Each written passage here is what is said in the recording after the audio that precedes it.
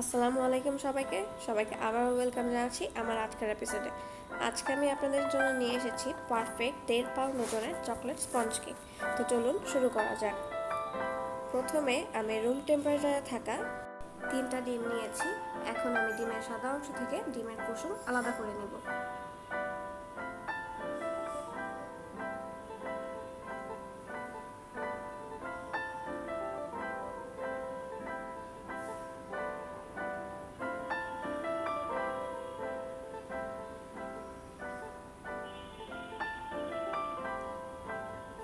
আমার ডিমের কুসুমগুলো আলাদা করা হয়ে গিয়েছে। এখন আমি এতে দিয়ে দিব 3 থেকে 4 ফোঁটা ভিনেগার। এখানে ভিনেগারের পরিবর্তে আপনারা লেবু রসও ব্যবহার করতে পারেন। এখন আমি বিটারে লো স্পিডে বিট করে নেব 3 মিনিটের জন্য। ডিমের সাদা অংশ বিট করে নিতে নিতে যখন বাবলসগুলো অনেক ছোট হয়ে আসবে তখন আমরা এখানে অ্যাড করে দিব হাফ কাপ চিনি। চিনিটা আমরা একেবারে দিব না, চিনিটা আমরা 2 থেকে 3 বারে দিয়ে মিশিয়ে নিব। স্পঞ্জ কেকের ক্ষেত্রে ডিমের ম্যারাং স্টিফ বিট করা অনেক জরুরি। ডিমের ম্যারাংটা ভালো হলে কেকের আউটকাম অনেক ভালো আসে। আমার 2 থেকে 3 বারে চিনি দিয়ে মেশানো হয়ে গিয়েছে। দেখতে পাচ্ছেন ম্যারাংটা কতখানি স্টিফ হয়েছে। এই পর্যায়ে আমি দিয়ে দিচ্ছি একটা একটা করে ডিমের কুসুম। ডিমের কুসুমটা দিয়ে আমরা 10 থেকে 15 সেকেন্ডের জন্য বিট করে নেব। খুব বেশি বিট করা যাবে না, খুব বেশি বিট করে নিলে ডিমের ফোমটা বসে যেতে পারে। এখন আমি এখানে নিয়ে নিয়েছি 3 টেবিল চামচ সয়াবিন তেল এবং 1 চা চামচ ভ্যানিলা এসেন্স। এখন আমরা অল্প অল্প করে তেল আর ভ্যানিলা এসেন্সটা দিয়ে বিট করে নেব। মেশানো হয়ে গিয়েছে। এখন আমি এখানে দিয়ে দিচ্ছি চকলেট ইমালশন 1 চা চামচ এবং কফি ইমালশন হাফ চা চামচ। এখন এই দুটো দিয়ে আমি বিটারের সাহায্যে 2 মিনিট বিট করে নেব।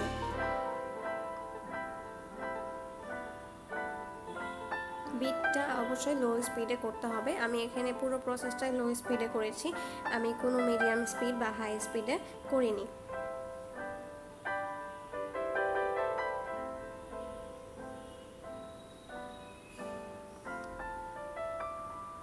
আমার চকলেট ইমালশন, কফি ইমালশন এবং বাকি অন্যান্য উপকরণ সব মেশানো হয়ে গিয়েছে। এখন আমরা শুকনো উপকরণগুলো দিয়ে দিব। এখানে আমি নিয়ে নিয়েছি হাফ কাপ পরিমাণে ময়দা এবং 1 টেবিল চামচ পরিমাণে কোকো পাউডার, হাফ চা চামচ বেকিং পাউডার এবং হাফ চা চামচ ভ্যানিলা পাউডার এবং সামান্য লবণ। এখানে আমি ভ্যানিলা এসেন্স এবং ভ্যানিলা পাউডার দুটোই ব্যবহার করছি। এতে কেকের স্মেলটা অনেক সুন্দর আসে এবং ডিমের কোনো গন্ধ থাকে না। আপনারা চাইলে যে কোনো একটা ব্যবহার করতে পারেন অথবা দুটো দিয়ে কেক বানাতে পারেন। তা আমি 2 থেকে 3 বারে ময়দাগুলো চেলে নিয়ে মিশিয়ে নেব। এখানে ভিডিওটা ফাস্ট করার কারণে স্পিডটা বোঝা যাচ্ছে না। এখানে খুবই আলতো হাতে ম্যারাঙের সাথে শুকনো উপকরণগুলো মিলিয়ে নিতে হবে।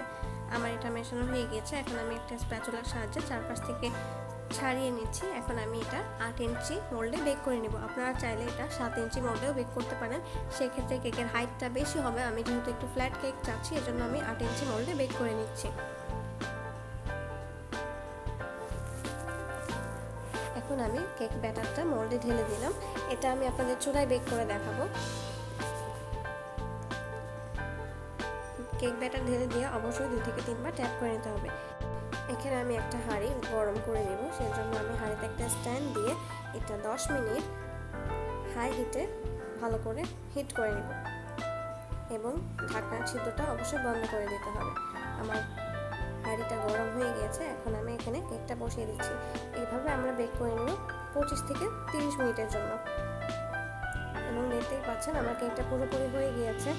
এখন আমি চুলাটা বন্ধ করে ঢাকনা দিয়ে রেখে দেবো আরও 5 মিনিট।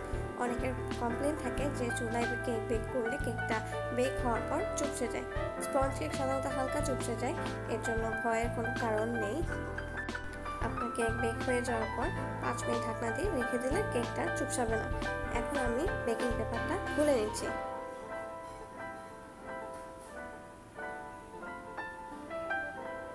এবং আমি কখনো বেকিং পেপারে এক্সট্রা করে তেল বা বাটার ব্রাশ করি না। কেকটা আমি 2 ভাগে ভাগ করে নিয়েছি, আপনারা চাইলে এটা 3 ভাগে ভাগ করতে পারেন। দেখতেই পাচ্ছেন কেকটা কতখানি সফট এবং স্পঞ্জি হয়েছে। আশা করি আপনাদের ভিডিওটি ভালো লাগবে। ভিডিওটি ভালো লাগলে অবশ্যই আমার চ্যানেলটিকে সাবস্ক্রাইব করে পাশে থাকবেন। সবাইকে ধন্যবাদ।